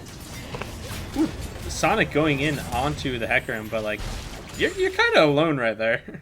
Yeah. Don't quite understand what the point of that was. It's trying to scare Dutch Clutch away. Might make him blow a flash. Save the pink ward though, so that's nice. Paco stepping up once again. Delta, I mean, we've seen this story over and over again. Here comes going to be able too. to get the slow. Hecarim Serig. The parry comes down, but it's a little bit too late. Ultimate from Colonel Paco. But he's staying alive. Haymaker doing a lot of work, but Delta's able to pick up the kill. Sonic now getting slowed by Hecarim. He's going to be able to just walk out.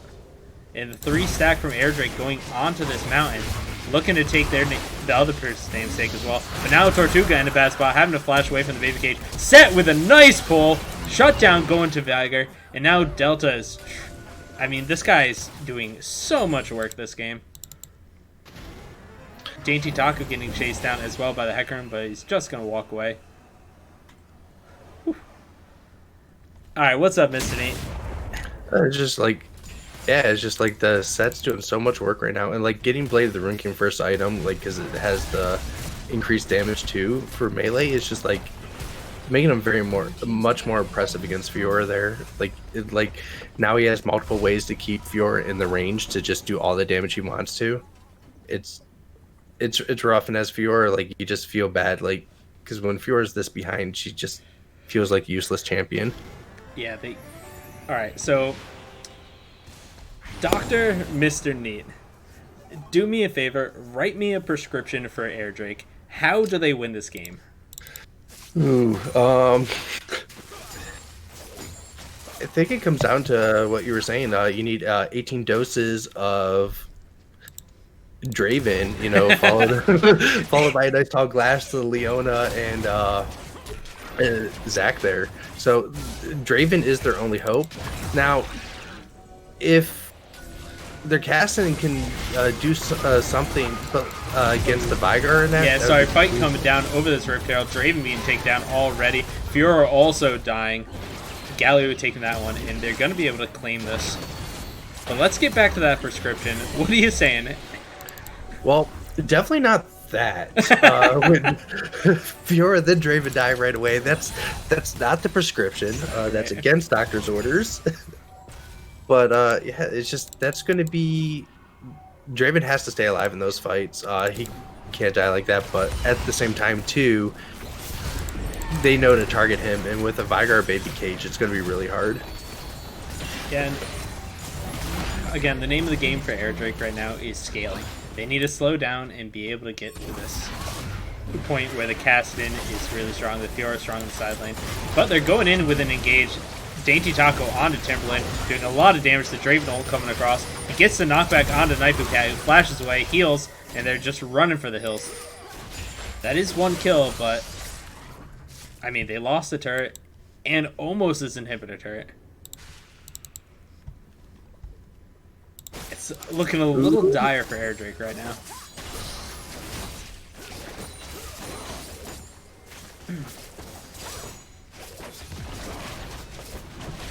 At least they're going to pick up a turret here, but just like outer turret, so it's not that big of a deal. But it does open them up a little bit.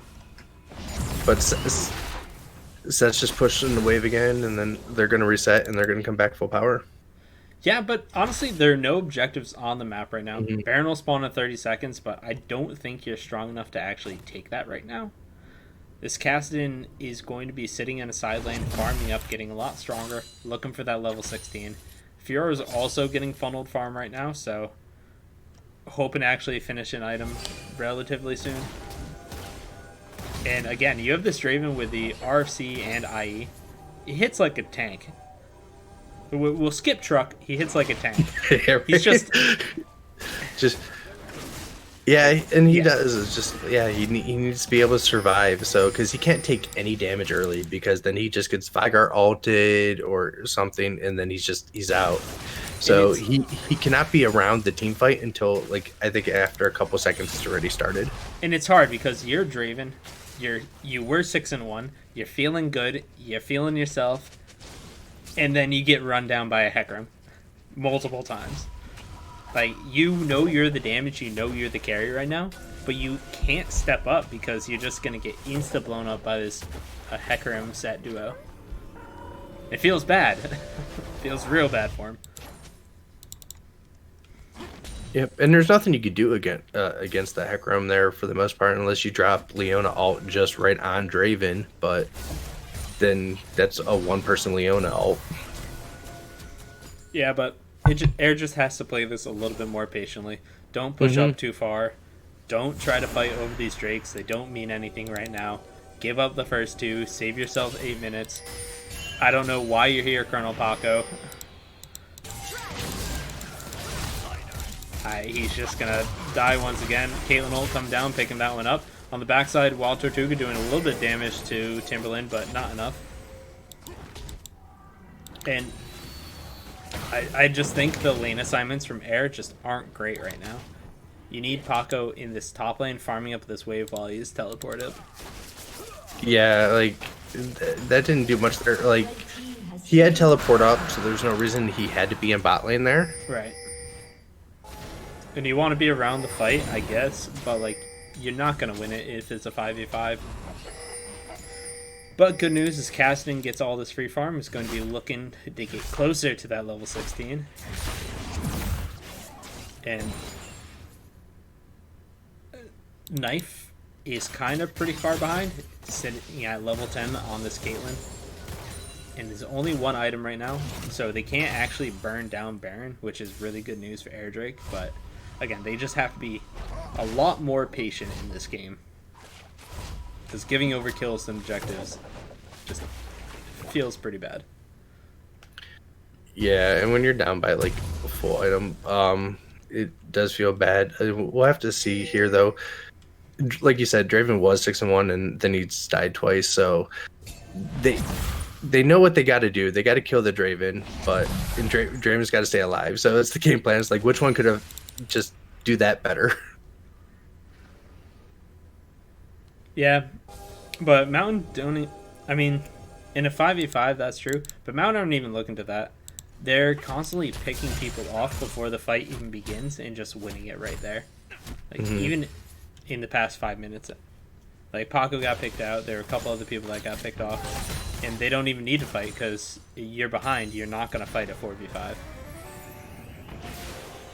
But Vision getting swept out around Baron Pit. Mountain looking to set this one up. Caitlyn has that Kershey Shard for attack speed, so going to be able to do a little bit of more damage to the Baron. And it looks like they're just going to try to bait this one out. Blue Trinket from Airdrake going to spot them out, not starting it. And we have a fight on the bot side. Delta versus Paco once again. And Paco flashing over the wall to get away. And there's a little bit of a do-si-do going on here. And Paco is able to escape with his life. But it just leaves a big mini-wave pushing into this turret. And Delta's probably going to be able to take that for free. A fight coming out in the mid lane though. Ult come down onto the Vigar. Dainty Taco getting taunted up. Koth doing a lot of work. On the backside, Hecarim super low. Timberland slaying Sonic, but Tortuga is still untouched. Set almost getting Tortuga, getting on top of him. Dainty Taco getting slain by Knifeu Cat. Now we have Airdrake running away from their lives, and they were so close to picking up a couple of kills there, but unfortunately couldn't finish. Oh, here comes Hecarim too. Oh no, he's definitely scared of the Draven. Yeah, I don't think he can really run on top of him without help. But the rest is looking for a fight. Colonel Paco getting out with his life. Kassadin getting ulted on by Caitlyn. Draven being a hero, tanking it up for the boy. Nice job, Tortuga. Good guy, Tortuga. Good guy, Tortuga. 100%. Dainty Taco has respawned, but I don't think he can actually reach here in time. Draven ultimate is down, so really no help with the steal right here. Veigar doing so much damage to this Baron. Caitlyn not even auto-attacking it. And they're gonna try for a fight. It's already down. Sonic, you shouldn't go in. Oh my god, Paco. 1v5 right now. Gonna die. 0-8 and 0 on this champion. Well, and we have a big shutdown going onto Leona, though. Unfortunately, it didn't get onto a carry, but that is the dead set, so you buy yourself some time. That you do, and well, with that kill, that determined which Paco game this is. He said it was gonna be 8-0 or 0-8. So. Oh my god, I don't want to be a prophet like that. Come on, man. Right. That's unfortunate too, because Fiora is one of those champions too that just, when you're behind, it's one of the champions that feels the worst to play from. Yeah, it does. But it also feels one of the best champions too if you're ahead. So. And right there, Delta dying gave 1,000 gold shutdown. Can you imagine if that went on to the Kassadin instead of Leona? That would have been huge, giving Hippie like that power spike. Oh yeah, would have been real nice. That like Kassadin, if it went to Kassadin or it went to Fiora, like that would actually put Paco like almost back in it. Like, yeah, definitely. 1,000 gold is a huge, like huge deal. Yeah, and Air technically isn't out of this yet. They do have a lot of scaling, but the issue is Mountain just have such good siege onto turrets with Veigar and Caitlyn. If they push up with this Baron buff, they should easily be able to break an inhibitor. But it looks like they're setting up around this dragon instead of using the Baron buff. But you know, second Infernal is always nice. Yeah. But I think this just wastes your Baron buff and gives Airdrake more time to scale. But it's like, you can take the dragon at any time. Yeah, and Paco's doing what he should do here and just like split pushing, trying to get something. Because like he can't do much else. Like even if he's at the dragon with the team, like there's nothing he could do. So that was good on him. But yeah, they got to inch and make just like smart plays and not get caught out. Like you said, the biggest thing too is like they're just getting caught by Mountain, and like then every fight's 5v4 and they have a big lead, so you can't do that. Hippie sitting in this bush looking for something. 5-man stack here. Set's not here. And we have an engage onto the Hecarim. He's able to ult away though. Timberland going to... Never mind. Good baby cage gets stunned up. Dainty Taco going in, but he's by himself right now, going way far ahead of the team. On the backside, Fiora is there. Never mind. It's a Draven on the backside. Cop slaying Galio. And now Sonic is not long for this world. Draven doing what he can. He's fighting the support, but Cop doing a good job. Paco going on to Timberland. He's, he might be able to take it. Gets another auto attack, but not enough. Draven able to pick that one up as well. So a 2-for-4 in favor of Mountain. And Tortuga the only one left alive while the set is just pounding away. Gonna be able to break this inhibitor. And luckily for Aaron, he doesn't have a Baron buff. Timberland landed a couple W's there that weren't even in baby cage, and that's huge. You can't just like take that damage. That's so much damage. Yes, it is.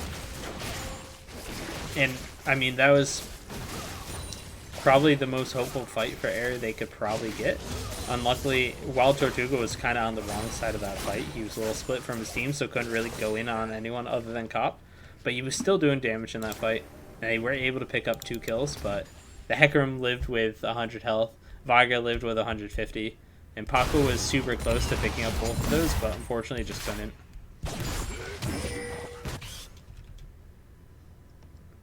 Yeah, gold lead ballooning to 7k right now, 28 minutes on the game, and with Baron buff kind of down, Airdrake buy themselves a little bit more time to scale. Yep, and yeah, like Fiora just needs to keep doing what Fiora's doing and just keep trying to split when she can there. But yeah, Fiora almost killed the Vigar that last fight. It just got hit by the W. Oh, but here comes Hecarim. Yep. Running down Fiora. And Paco actually electing for the fight. Vigar's on the backside. Fiora doing so much work to Dutch Clutch though. Almost has the ultimate up. Is able to get it. Healing coming in, but fear comes out from Hecarim. And Hecarim's just going to be able to run away. Maybe. Oh, Paco with a solo kill right there. 1 in 9. Pulling it back. Paco saying, I'm down, but I am not out. And that is the power of late game Fiora. Only needs 1 item to solo kill a fed Hecarim. That's actually kind of ridiculous. It is. Triforce, Cinderhulk, and Death Stance. Hecarim losing to a, Hydra Fiora. There's a few champions that are like that. Like Akali's like that too. Just give Akali Gunblade, and like she could be 0 and 10, but with the Gunblade, just kill people. Yeah, good on Paco there to get that solo kill, knowing his damage. Timberland was a little bit far off to help Dutch Clutch. But again, the game is a little bit slowed down. Baron going to be spawning in a minute, and as Air Drake, you have to make the call. Do we give this, or do we fight for this? And the call for Paco right now should be run. Now, Timberland on the outskirts. Look, it does have TP up, so can come in. Hippie also has TP up. We're getting a fight, maybe? Yep, Leona getting caught out. Cop going in with a quick taunt onto Sonic, and Sonic is just going to go down. Knife taking that one. Teleport from Vigar is coming out onto this candy menu. They're going to shove this and back off to Baron. Leona was dead there. I would have saved ulti, so you had it for next fight when you get back up. Yana, Mountain a little bit slow on this call. Leona's still only dead for 20 seconds, so she might actually be able to get there in time. But it looks like they're looking for another pick before they go for anything. And he gets the set ultimate, flash onto the Draven. Galio coming in as well with the taunt. Dainty Taco going super low, getting baby cage, pop the passive, and now it's just a 5v1. Dainty Taco getting slayed, and that's what you're looking for as Mountain Drake. And they're walking over towards this Infernal. They know Baron can be taken whenever. They don't want to trade it. They want to take both objectives, and they're going to have them for free.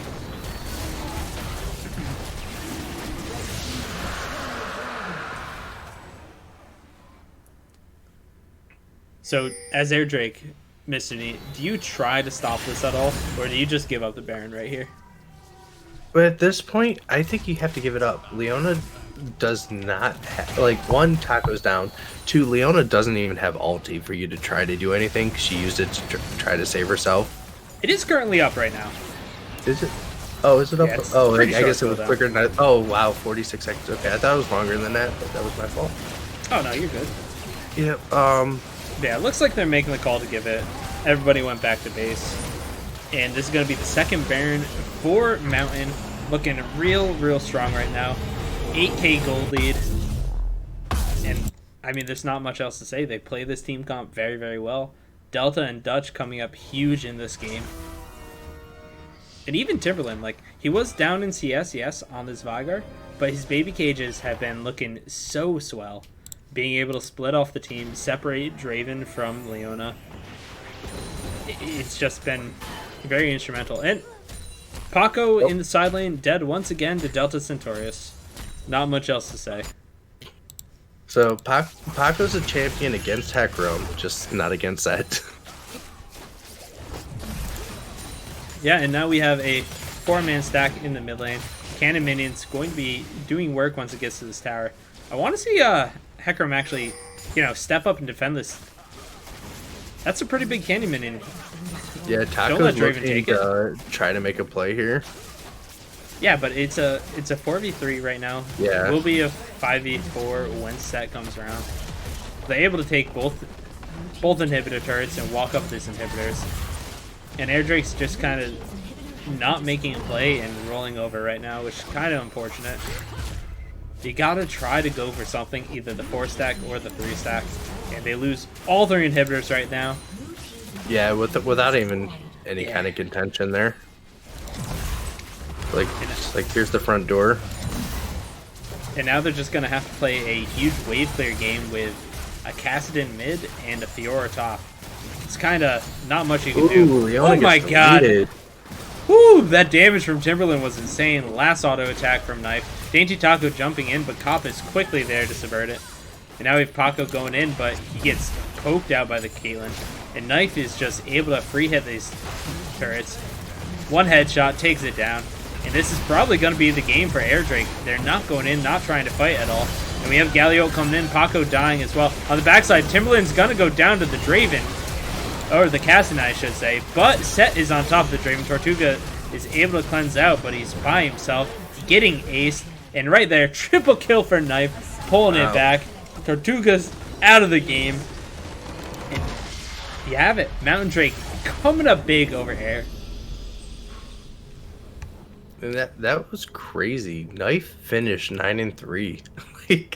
like Draven was so far ahead, and then but just because of the team fights, like just Caitlyn was able to get there. Yeah, it was honestly it was a pretty good game all around from Mountain. They had an early game strategy of keep the Fiora behind, and they did it, and they executed. And even though Tortuga got ahead, the rundown from the Hecarim in the set was way too much. You got to hand it to Mountain. They had the team comp in mind. It was harder to play than Airdrake's, but they executed really well. That they definitely did. So, like, it was a very impressive game by the side of Mountain there. Yeah, so we got 2 people we can bring in for interviews. Who would you like to talk to?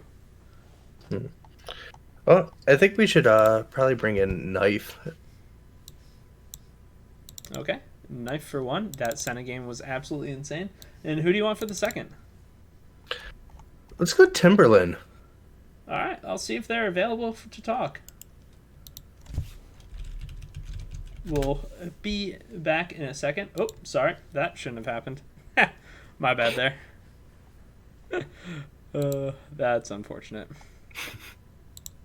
Actually, would you mind messaging them? If I do it on Discord, then it shows up. Don't want that to happen. Okay. So it looks like they're already out of Discord.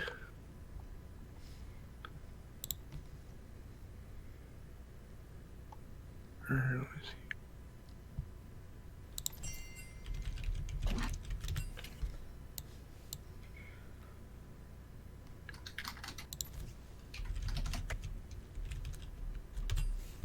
Yeah, sorry everyone. Just stay tuned one more second while we're trying to figure this out.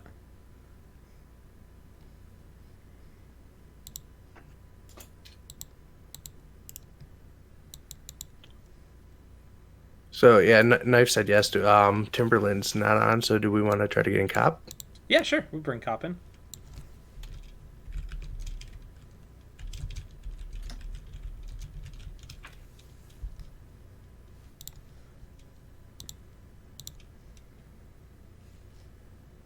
Okay, so yeah, they're both good.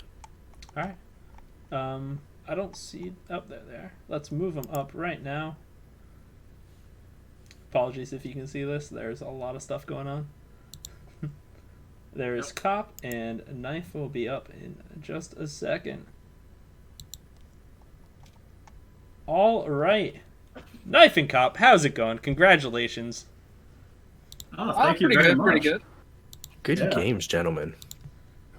Yeah, you guys absolutely steamrolled those games. That was really, really fun to see. How you feeling? Pretty great, honestly. It's been a really delightful time playing with Knife and bot lane. He actually taught me how to play League initially. Really? That's a fun twist. So you guys are friends IRL? Yeah. Yeah. Cool. Yeah, so that first game, Knife, tell us about it. That Senna was insane, dude. Yeah, it's just a champion that scales to a dumb degree. Like, as long as you play safe in that early game, she just outscales basically every champion. Like, you probably noticed, like, at the end of the game, I built a Spirit Visage because, the only one threatening me was the Orianna, so I have innate healing. Might as well, make sure the Ori can't kill me either. Yeah, that was We really did fun to notice. watch. Yeah. I mentioned that and I was like, you know what? Props. Just a little Yeah, flex she there. has, that Q, 30% extra healing, plus, 24% lifesteal. I don't know why Riot gave her lifesteal for crit chance, but you know what? I'll take it. Use Take what we full get. advantage. Yeah. So early on in that game, you guys had a couple of skirmishes. I think Cop, you were forced to burn your flash at like 4 or 5 minutes into the game. Were you scared at all going into Sonic on that Rakan?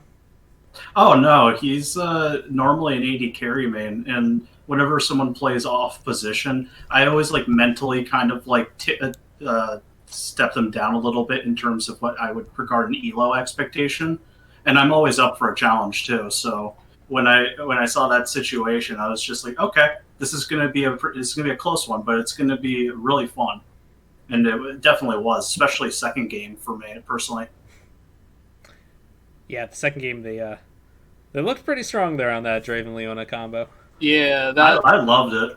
it was a little scary with the Zac showing up every once in a while. It'd be like, oh, well, I guess I just died. But you But did really thankfully- well coming back, though, in the later stages of the game, though. Really pulled yourself ahead there. Yeah, we were actually discussing it after the game a little bit, where it was just like, now that I don't have to worry about the Zac flying out of the fog of war at me, and Set's drawing all of the pressure. Like he had 2-3 people top all game, except when we were team fighting for stuff. That I was able to just farm up and catch a little bit back up, and Caitlyn scales really well with just a little bit extra gold. Yeah, that she does. So tell us a little bit about your preparation for these games. So what we do is we like to do a bit of scouting in terms of the op.ggs, and we get a sense of like what's the champions they like to play. And then Timmy and I actually love to do this fun game, and we have the other players on our team do this, where we go to prodraft.leagueoflegends.com, which allows you to simulate a draft. And so Timmy and I will take the approach of drafting for each team, and we'll sort of like have the rest of the team like say like who really won the draft. We'll talk about like who's like what's the right picks and what's the wrong picks, and how we should do the pick ban order more thoroughly. And it just gets us all really on the same page in terms of what our game plan really is by the end of it. All right, that's really interesting to hear. That's a good way to do it. It's very smart. So, against Airdrake, though, what was your main kind of win condition? What were you trying to go for in both of these drafts? So, with the Morgana pick in particular, we saw that their support player was playing it a little bit, and we wanted it, but we didn't necessarily want it for them. So we made sure in this when we were on red side to ban it as our last pick. Maybe they might have banned it, but we weren't really certain. So we basically just waited until the last moment to do that. And we really like using Morgana for both mid and, as you saw, and as support. So it gives us a lot of flexibility. Even some of our other picks that we opted to use for different lanes, or even my lane, have the capability of doing so. And we like basically improving upon that kind of pool while also still focusing on a very narrow pool for each of our individual circles, I guess. But we, in terms of that game plan, we really looked at bot lane and said that that's probably going to be a win condition as well as our jungler. If anything else comes up positive, then that's just another additional game to work with. All right. And the first game you had VB Zobs playing for you. Mm-hmm. And he's your current substitute. How is it like playing with him? Oh, he's a pretty nice guy. We reprimanded him a little bit because he didn't understand one of the rules, but in terms of communication with the enemy team. But Gotcha. Otherwise, he's a pretty nice guy. It was sort of a last minute thing because Delta has a particular schedule where he now can only play the 8 o'clock or the 4 o'clock games, but just not the 6.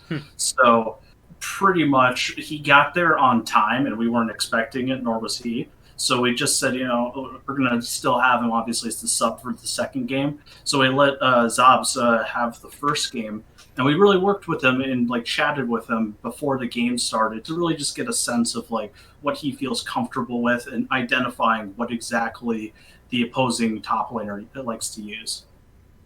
All right, fair. And you guys, honestly, second game played around that top lane matchup very, very well. uh, yeah, I don't think there's much more to say about that. You guys absolutely steamrolled over that Fiora. Yeah, it was quite a surprise actually. Yeah, happy one though, especially with Yeah. how Bot was going at the time. Oh yeah, definitely. It was a tale of two lanes on that one.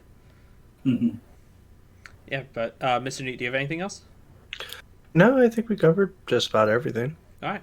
And last question for both of you guys. Do you have anything to say to your opponents next week? You're facing off against Infernal, who I believe also went 2-0 this at 4 o'clock.